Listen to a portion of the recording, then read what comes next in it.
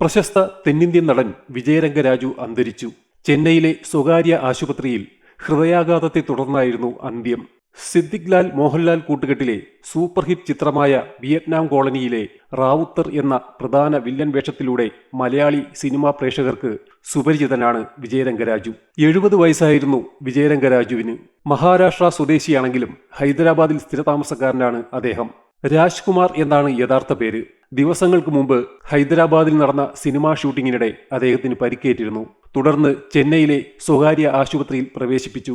ഇവിടെ അഡ്മിറ്റായിരിക്കെയാണ് ഹൃദയാഘാതത്തെ തുടർന്നുള്ള മരണം. മരണാനന്തര ചടങ്ങുകൾ ചെന്നൈയിലാവും നടക്കുക.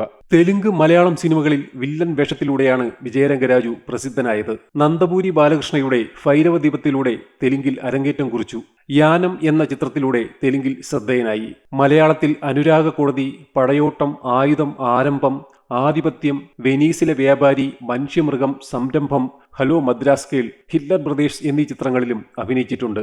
സിനിമയിലെ അഭിനയത്തിനു പുറമെ ഭാരദ്വാഹനത്തിലും ബോഡി ബിൽഡിംഗിലും വിജയരംഗരാജു ശ്രദ്ധ നേടിയിരുന്നു.